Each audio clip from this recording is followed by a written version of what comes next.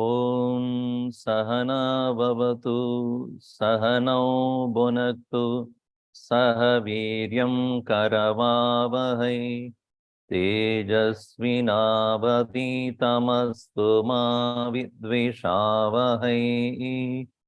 Om Shanti Shanti Shanti. Samastajana Kalyani Niratam Karunamayam Namami Chinmayam Devam Sadgurum Brahma Vidparam. Om Parthaya Pradibodhitam Bhagavata Narayanena Swayam Vyasena Gratitam Purana Munina Madhye Mahabharatam Advaitambritavarshinim Bhagavatim Ashtadashadhyayinim Ambatvam Bhagavad Gita Bhavatveshini Yam Brahma Varunendra Rudra Marutaha Swanvanti Divyai Stavaihi Vedai Sangapada Panishadaihi Gayanti Yam Samaga Dhyanavastita Tadgatena Manasa Pashyanti Yam Yogino Yasyantam Navidusura Turagana Devaya Tasmai Namah Devaya Tasmai Namah.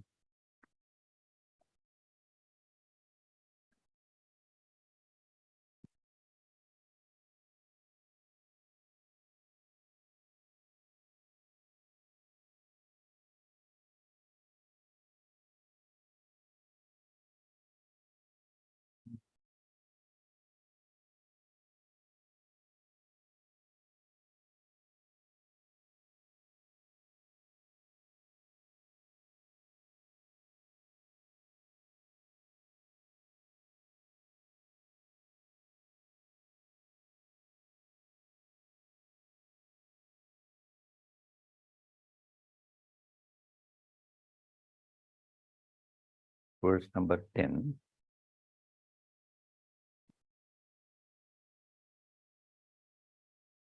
Nadveshtya kushalam karma kushalenanusajjate Tyagi sattva samavishtaha Medavi chinna samshayah Nahi deha brita shakyam kartum karmanya sheshatah Yastu karma palatyagi satyagi tyabhidhiyate. In the topic of what is tyaga and what is sannyasa, in this last chapter of Gita, Krishna is concluding about the understanding of tyaga. It's a prior step to renunciation leading to liberation.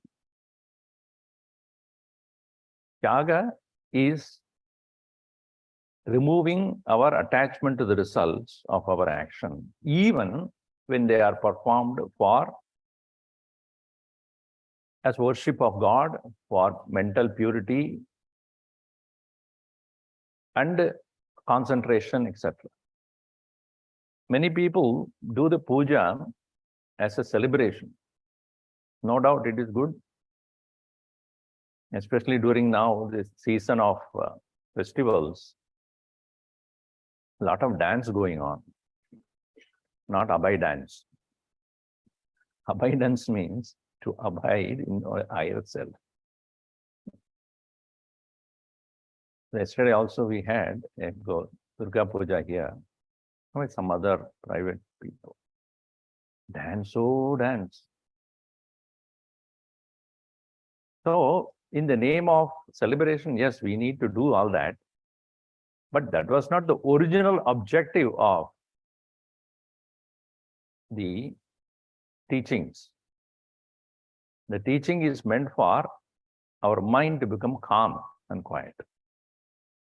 Restlessness is always there. Mind becoming restless is very easy. You hear a sad news or some agitation happening in some part of the world, easily mind get disturbed. Or somebody says something which you don't like, or bodily pains, or relationship strains.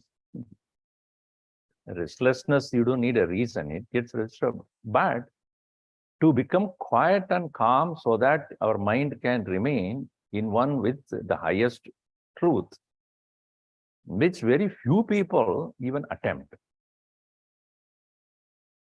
And Bhagavan Krishna is saying, at some point of time in your life, you have to think about it seriously. Swamiji, I am only very young, I have enough time. Retirement ke baad mein dekhenge. Oh, when are you going to retire? I think 80. Some people can't even stand, and they stand for political positions. Standing steady itself is not possible. At the age of 80, how can you start quietening the mind? Physical body will not keep you at peace. Constant trouble will be there. So Bhagavan here says, mind becoming quiet is possible when there is nat dveshta akulam akushalam karma. When there is no hatred, dvesha in things that you may have to do, but you may not like to do, but it is coming as your responsibility. I have distinguished this between, I have told you about what is duty and what is responsibility, right? Duty is what is imposed on you by others. Responsibility is that which you have taken up it on yourself. Being a parent is not a duty, it's a responsibility. Being a husband or a wife is not a duty, it is a responsibility. That responsibility is possible only when you have ability to respond. Responsibility. Appropriately. So when it comes to that, as Bhagavan says, in those actions which are coming to you as a responsibility, you should not have any hatred towards that. Nor when those things which you would love to do it when it comes, you do not get attached to that. Therefore, he says, Kushale na anusajjate, tyagi sattva samavishta. A person who has gained this ability, his mind remains in its original nature, because original nature of the mind is sattva. Undisturbed. Sattva samavishta, medhavi, again we saw that. Person of knowledge who has retained his knowledge. Not just a person who has listened too much. बहुत सुना है स्वामी जी, श्रवण बहुत किया है, उसका मतलब ही नहीं. What you retain is what you follow or you practice. Medhavi means medha means retention, not memory. So we worship Saraswati as Medha Devi. Medha Devi, Jushamana. Again, here that I have explained, Chinna Samshayaha. When there is no doubt at all, then there is steadiness. Unambiguous thinking or understanding. So such a person, in the verse number 11 we saw, alone can do, but not others. Karmani asheshataha tyaktum dehaprita na shakyam. When we are so attached to our physical body and its needs, it is not possible for us to give up our attachment to action. Because action is a product of kama. Kamat krodha, krodhat sammoha ityadi. But kamat karma also. Karma ka utpann sthiti or karma ka bij hai kama. That's why if somebody asks, so where were you? I didn't see you. I mean, you ask someone, why I didn't see you yesterday for the satsang we had? Bahut kaam tha. Kaam ke karan kaam hai. Because we have too many desire, we have too many actions also. So here, Bhagavan Krishna says, what is this kamasya moolam kim? What is the very root of kama? Deha abhiman. Aham deha iti abhiman. I am this physical body. And a person who has this understanding that I am only the physical body and not anything else, he will give attention only to the physical comforts and the physical conveniences, pleasures. Only when he understands that there is something more than my body called the mind, then emotions and feelings and thoughts, then little more attention to something more than that, which is called intellect, buddhi, then he will concentrate on study, understanding, knowledge, etc. So when the child is very young, its attachment is only at the level of this, right? The body, and therefore it continuously engaging in playing this, that. Then you send slowly, bundle them up and then send to school. There also, they are given the basic education, slowly develop the psychological personality of the child. And then when the child is ready, then only the abstract understanding, which requires intellect, buddhi, is invoked. So bodily identification is so strong. And such a person who is only looking at oneself as a body, can never give up action. Because Bhagavan Krishna earlier said that there are three places where the desire resides. Sharira, Mana, Buddhi. This is the three places where it resides. That is Kamasya. Three kinds of houses it has got. At the body level, at the mind, at the intellect. Many times, when a person is so identified with the mind, he or she seeks constant company of emotions. You have to keep praising that person or keeping that person constantly comfortable emotionally. Otherwise, that person would feel isolated, ignored, rejected. Whereas one who has developed to become more interested in development of understanding, buddhi, knowledge, even though such a person may have emotions, but not slave to those. He will understand better than emote. That doesn't mean he'll become emotionally, it's not dry emotion, but such emotion will have refinement. Bhakti is a refined form of emotion. It is not just a rolling on the ground and crying and this and fasting and feasting. Only understanding why I am worshipping Bhagavan, who is he or who is she, and why it is important for me to do that. Thinking is there. Indriyani manobuddhihi asya adhishtanam uchyate eter vimohayatyesha jnanamavritya dehinam. This is what Bhagavan says. Indriyani manaha buddhihi asya kamasya adhishtanam. Etaihi, by these, vimohayati, it deludes. Eter vimohayatyesha jnanam avritya. Dehinam jnanam avritya. By deluding that person's knowledge, it overpowers. Therefore, here Bhagavan said, Dehabrita, a person, Dehabrit means one who is holding on to oneself as only the body. Desire is only at the level of physical body's comfort and things. Such a person can never give up action. Na shakyam karmani asheshadha tyaktum. Therefore, Bhagavan gives the way out. Karma karo, but tyag karo palko. Palatyag karo, na karma tyag. So, yaha tu karma palatyagi.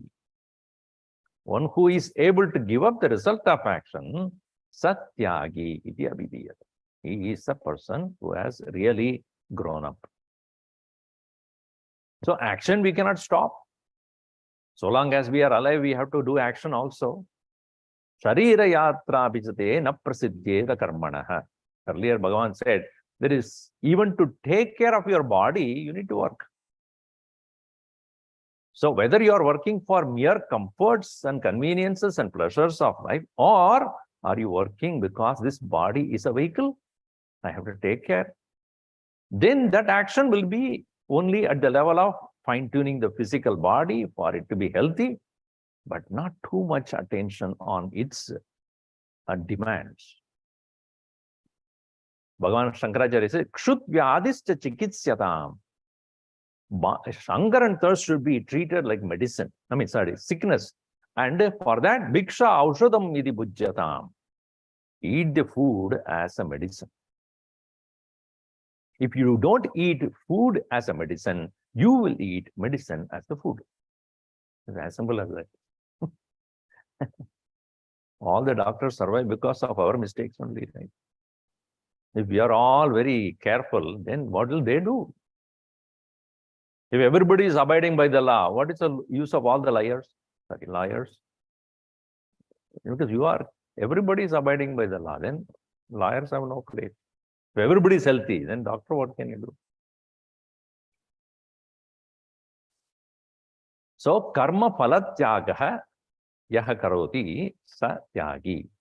This is how Bhagavan had explained. Now, you see, next page. So, the expected quandaries of life. Action is the signature of life. Gurudev has said this very clearly.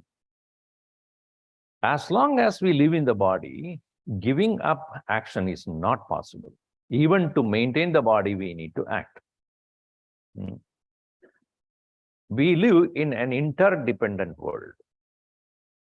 Meaning, my action depends on you, and your action depends on me. You means not you as a person, but everybody around me. So I have explained that last class also about this.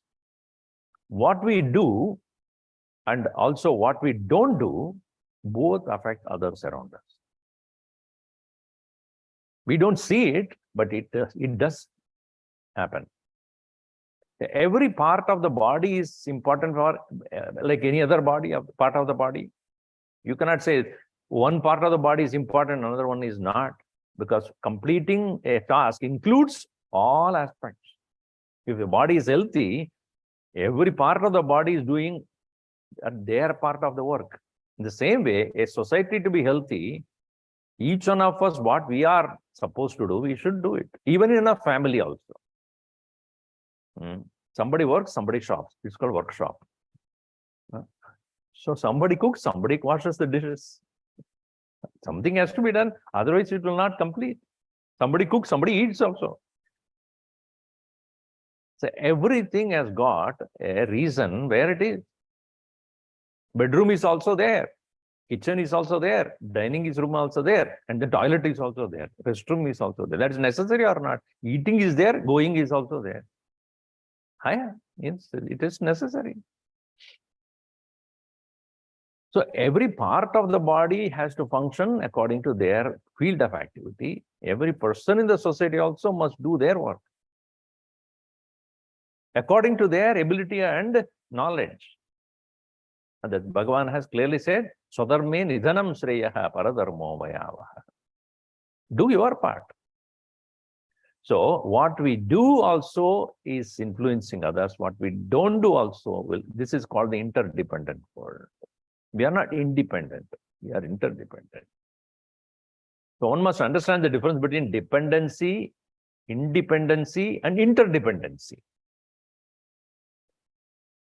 So your son or daughter would say, finally I'm going to the university. I am now free, independent. Only later on to realize he is only interdependent. In his freedom or independency is connected to somebody else doing their job. So we are living in interdependent world. In today's world, it is more pronounced because if you look at your own food that is there on your table, rice comes from India, dal comes from another part of the world, oil is from somewhere else, milk is from somewhere else. Apple is from somewhere, orange is from somewhere, tablecloth is from somewhere, plate is somewhere. So you say, how many different parts of the world and people are involved in a simple thing in your dining table? And one particular country has decided not to export rice, then what will happen? And you have to starve here, you have to eat another, you have to start eating millet then. Even that, and after some time, that is also stopped, let's say. So we realize today's world, we are more interdependent. Every product that you're using is not from here, it's somewhere else.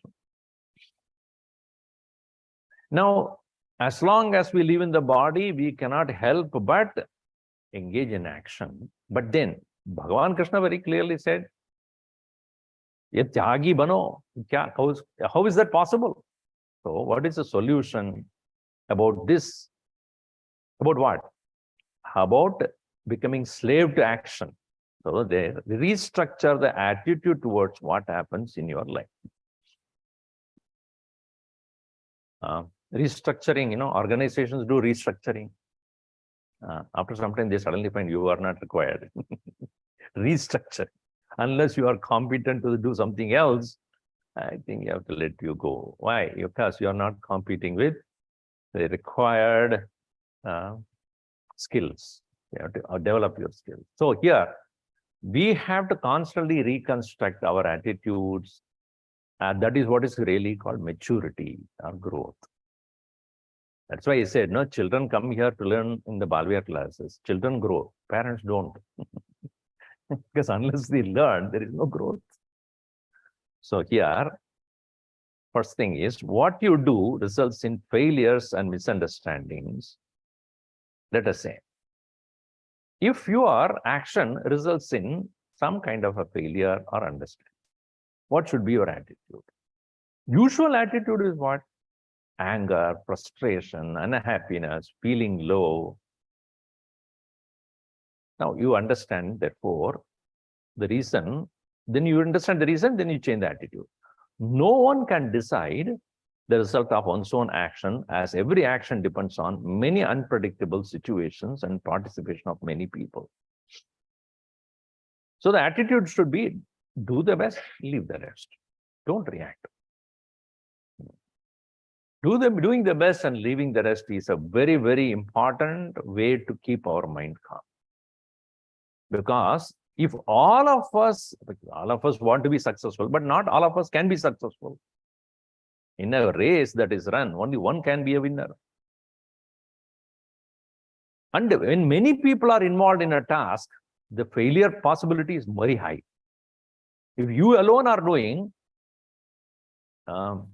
whenever we have a potluck, so that I call it as potluck, what to do. So somebody brings this, somebody brings rice, somebody brings dal, somebody brings something else. Overall, it's a confusion. So it's a confusion in food. Now, I always ask, who brought what? I want to identify with this. Because if I say, this is not tasting good, nobody will claim it.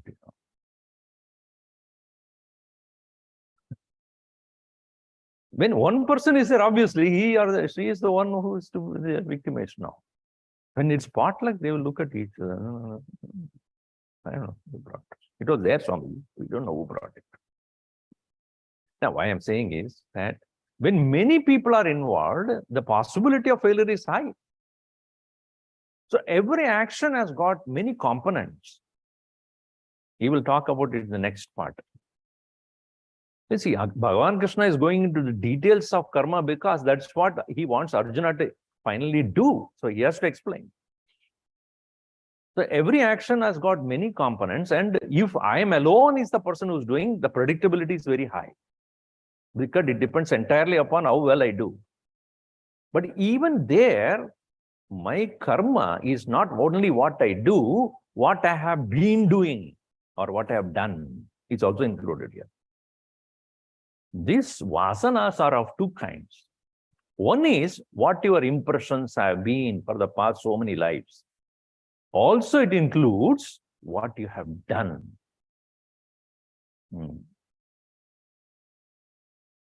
Yatha karma, yatha shrutam. This is what Upanishad explains. Yatha karma, what is done, yatha shrutam, according to your knowledge, so will be your life.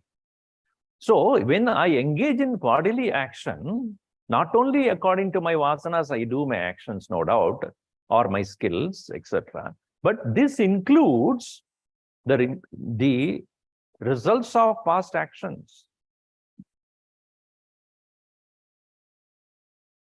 And that also come into the picture, whether you deserve the result of this action or not.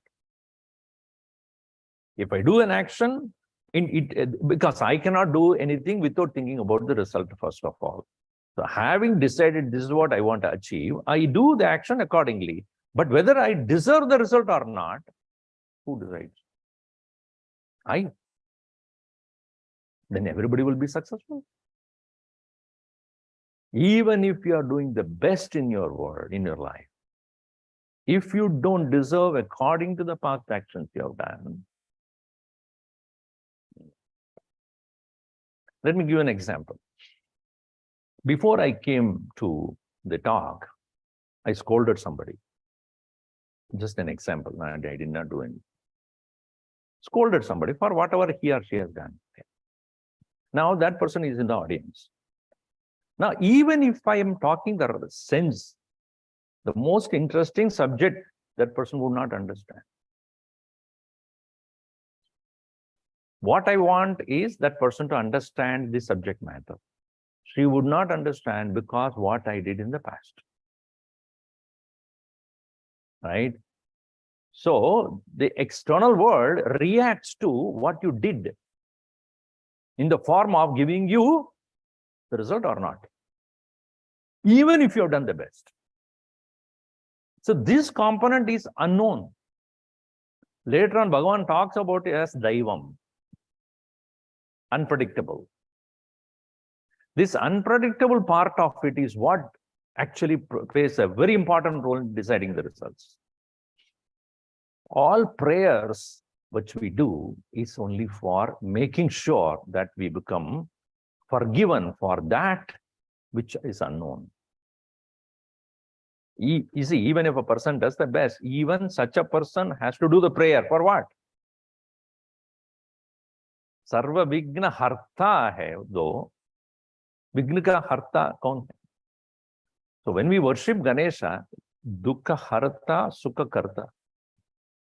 The Dukkha, because of obstacles that are coming on the way, called Vignani, Bahu Vignani. Whenever you do good things, there will be a lot of other obstacles would come.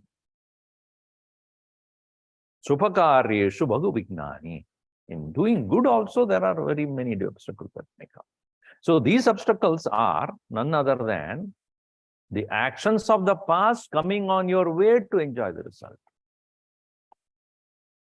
Therefore, do the best. And understand if the result is not according to what you want, leave it. That means not that you blame yourself. I think I don't deserve it. I think I am to be blamed. I think I am a failure. No. Next time, better. Second, when what you do results in improvement and progress, then what should be your attitude? Growth is work in progress. Never stop in moving toward inner freedom. External success should not go to your head. The attitude should not lead to pride. Growth is a constant process, and one should never stop. Charai Vedi, Vedas say. Continue. Never think that it is because of your effort alone it has happened. There is the grace of the Lord and grace of the cosmos that is helping you to move ahead. So, even when you are successful, even when you have achieved whatever you could through your own hard work, no doubt, do not take total credit to it. When we do that, we look down upon others. We become so proud and arrogant. We become extremely, egoistic. No, that attitude should be at that time, I am able to achieve this not only by my hard work, but the grace of the Lord. I take it as a prasad, as a gift given to me by the Lord himself. So, when it is a failure, do the best, leave the rest. When it is a success, become humble to accept it and understand that you are in the right direction by the grace of the Lord. But when the result is mixture of some failure and some success, what do we do? At this attitude, improve to make it better next time. Nothing better happens without bringing qualitative changes in your performance. Qualitative change means doing the correct thing and not wasting time in correcting it later. Many times we do not pay proper attention and keep repeating the same thing again and again and again because we have not done the right thing the first time. That requires qualitative change. Bring quality in what you do, and if the mixture of good and bad or right and wrong results come, one should change the attitude there, accept the right thing, leave that which is not, and then improve on that. In human relationship, it is very common. When I say one thing, somebody understands, somebody misunderstands. That means that I have to be a little careful about whom I am talking to. The same thing cannot apply to everyone. As we progress in the level of management, as you say, human management is the most difficult. Material management is easy because material that cannot react to me. If I take this and put it there, it will stay there only. It won't react. You put the person one place to another. What did you do to me? Why did you do that to me? Human management and mind management is the most difficult. So in dealing with people, not every time you will be understood correctly. So even if you are doing the same thing to the many people, they may not understand the same way. So an attitude of constant qualitative change is what is to be done. So Bhagavan, here our Guruji said, perfection is a process of constant improvement. It does not suddenly come into your life. Gurudev always said that work in progress is the nature of success. Constant improvement is necessary. Never get stagnated. Stagnation is death.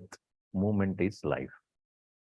A river continuously moves, therefore it is fresh. A stagnant water is filth. Why? It doesn't move. So mind should be constantly bringing about qualitative change, in everything that we do. All right, let us move on to the next point. Bhagavan says there are, and as an explanation on what I discussed now, Anishtamishtam Mishram Cha Trividam Karmana Phalam Bhavatyattyaginam Pretya Natu Sanyasinam Kvachit Anishtamishtam Mishram Cha Trividam Karmana Phalam Bhavatyattyaginam Pretya Natu Sanyasinam Kvachit. Karmanaha Phalam Trividam. Three are the possible results in any action. Anishtam, undesirable. Ishtam, desirable. Mishram, mixture. Some people have last name Mishra, It always looks very perplexed. No, not that. Mishra means mixed.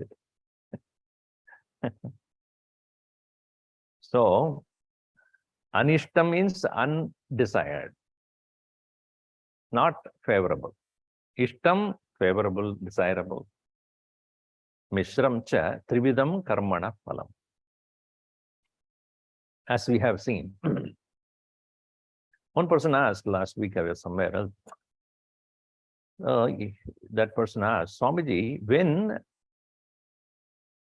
we do actions and the results are not according to what we want, we get frustrated.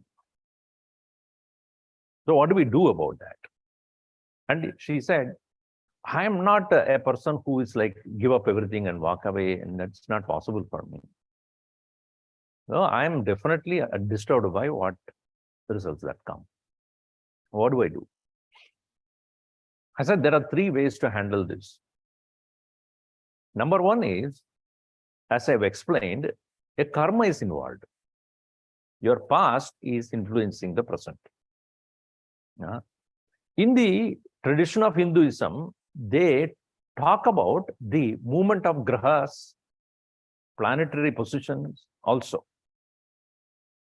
I mean, those who are believing in the astrological predictions, they will be able to understand that at the present moment, I do not have the right position of the planets. I'm just giving you some deviated idea here. Therefore, I am likely to go through Sade Sati and other things. And therefore, even if I do the right thing, the correct result won't come. So planetary position. Again, planetary positions are affecting the individual according to one's past action. Not the same planetary position affect everybody also. It will be only affecting certain people. And that's why we know many rituals are conducted in various places where you can pray to the Lord and appease him, or pray to the planetary positions according to the Navagrahas, and then do those things. So that's a very vast subject by itself. As I said, Hinduism, if you want to learn, you have to at least have 15 births. That much of information is available. One field of action. So astrology, if you have to really understand how that is going to work on an individual to overcome his or her problems, it's a very wrong tradition and requires rituals, astrological predictions, and then various other upasanas, etc. If you are going in that route, I told her, if you are going in that route, you have to do that. The second one is where you have a personal deity, Ishta Devata, whom you worship very regularly at your home. So if you have such difficulties in your life, basically about the problems occur when, even if you are doing the best, if you are truly devoted to your personal deity, do the prayer and leave it to Bhagavan to take care of it. I have done my best. Now I am your child. I am your own devotee. Therefore, yatyat karmam, yatyat bhavyam bhavatu bhagavan, purva karma anurupam, edat pratyam mama bahumadam janma janmantare api.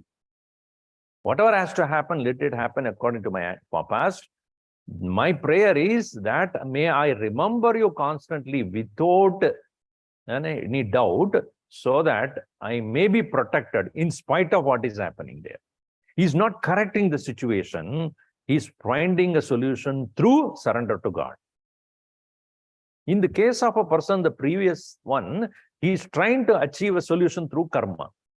Karmanaha phalam karmana nivartayidum prayatnam karoti. Meaning, result of actions of the past, he's trying to alleviate through action. Whereas one step higher he goes, karmana phalam bhaktya nivartiyatum. By devotion, by sharanagati, by surrender, by letting the Lord take over. Bhagavan has said that yogakshemam mahamyaham. So, if you are able to think about me, then I will take care of your issues. Name bhakta pranashyati. Bhagavan Krishna says, my devotees will never perish. I'll make sure that. So, if that devotion and faith is there, then such a person, even if he is having such issues with the actions that he has done or results thereof, he is ready to let go by devotion to God. One step higher. Understanding karma and karma phalam are in the relative plane. Meaning, so long as I am an individual entity expecting certain results to happen, I am only at the level of the ego. Meaning, I am giving too much importance to what happens to me than who I am. I am looking at myself as an individual limited soul, what Gurudev called as PFT, perceiver, feeler, thinker, and I'm forgetting my higher nature. At this level, the world of objects, emotion, thoughts are constantly going to bombard me. And even if I correct one situation, next situation will come again. Another one situation will immediately come and then start troubling me again. So I keep on working on that. There is no end to it. Therefore, I have to understand my true nature. So through jnanam, he raises himself from the relative plane to the absolute. Bhagavan Krishna here points out, atyaginam bhavati pretya. Second line. These actions done by an individual in this life, whether it is going to result in anishtaphalam, unfavorable result, ishtaphalam, or favorable result, or a mixture of both, happens to only to those who did not do the tyaga of their ego. Atyaginam pretya bhavati. Pretya means deha padanat urdhvam. After the fall of the body, it will follow you. Any action that is performed and the result thereof will come if one is not given up one's individual ego. Bhavati atyaginam pretya natu sannyasina kvachit. This is where it distinguishes these two clearly. Results of action will follow no matter what if you are do not have the highest knowledge. And that here the word sannyasa means one who has given up the ego, not the physical action itself. One who has given up the ego and understands that I am not the individual limited jiva, the soul, I am the absolute self. One who has realized or understood that, to him, na anishtam ishtam mishram phalam bhavati. In other words, if you do not want to be disturbed by result, then one must go to the highest level of understanding. Sannyasinam na kvachit pretya bhavati, atyaginam tu bhavati eva. So, distinguishing this point, tyaga is very important as a prior step to renunciation. If without that, it will not be possible for one to escape from the result of action. All right. Now coming to the point of what are the factors influence our action? What decide our action or results of action? Sorry. Verse number 13. Panchaitani mahabaho karanani nibodame Sankhe kritante proktani siddhaye sarva karmanam panchaitani mahabaho karanani nibodame Sankhe kritante proktani siddhaye sarva karmanam. Me niboda. Listen from me, learn from me. Krishna says, Hey Mahabaho, oh the mighty armed Arjun. Etani panchakaranani.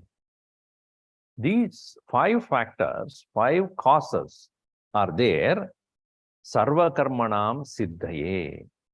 See, when you are looking at the poetic form, you have to rearrange it. So, you understand how it, prose, in the prose, how to read it. That's what I was trying to do here. Sarva karmanam siddhaye, last 2 words. To obtain success in any action, etani, these, panchakaranani, these 5 factors are there, about which you listen from me. Me niboda, understand from me. So then Arjun would look at him and say, you, my cousin, or the one who is born like me as a human, you are going to teach me about 5 factors governing the entire action. Bhagavan only smiles and said, I am only a spokesperson. I am only a mouthpiece here, but I am expressing the highest wisdom which are found a long time back. Sankhya kritante poktani. Sankhya, in the Sankhya, in the knowledge, the scripture of knowledge, Sankhya means samyak chayate, that which is well explained. Proktani is spoken about that, very well declared, which are called krita anta. Krita means end of all action. So Sankhya means knowledge, really speaking, which is the end of all action. When does the action really end? When you know that you don't need to do. Correct? Yes or no? When do actions end? Not after finishing action. Because when you finish action, another action comes. When you finish one thing, another thing comes. After breakfast, you think about lunch. So it never ends. Today is over, tomorrow you start thinking about it. School is over, then university you have to think about it. University over, then it's graduation, masters. After master is over, then you marriage where you lose the master and bachelor, everything. It goes on, never ends. So, kritanta means jnana. So, jnana shastre, sankhye, proktani, spoken about. Because these 5 factors definitely influence anything that we come to do in this world. Etani, proktani, and I am going to teach you about that. Now we'll see that and we'll take it up more in the next class. Now these 5 factors, what are those? You may relate it better because this is applicable to all people of action. Adhishtanam tata karta karanam cha pritagvitam. Karanam. Okay. Adhishtanam tata karta karanam cha pratak vidam vividas cha pratak cheshtaha daivam chaivatra panchamam adhishtanam tata karta karanam cha pratak vidam vividas cha pratak cheshtaha daivam chaivatra panchamam. First one is body. Any action requires a physical engagement. Adhishtanam deham shariram. The action has the first and foremost thing is, not in any order of priority, first thing we must understand is there is a need for a body with which only we do action. And the body does not do itself. It requires a karta, a doer. A person who has a thought of action. Why are you here? I was in Vancouver some time back, a few months back, and I was talking on a subject matter, and why are we here? Why are we here? I asked. So people said, why are you asking that question again and again, Swamiji? Because your airport code is why we are. As soon as you come out of the airport, first thing I saw, why we are? Oh, good question. So here, karta kaun hai? Man hi, mind which is having a particular intention to act. Body is adhishthana. Karta is, mind here means mind and intellect having a desire to act. Karta. Then karanam, third. Third is instrument of action. So nowadays, see, karana means there are different karanas. We know that there are nowadays electronic equipments are there. Earlier there were physical machineries. Now it is all electronic. Earlier you have to take a phone and then call. Nowadays what? Right? Hello, when you don't need to do anything, just say hello, it starts there.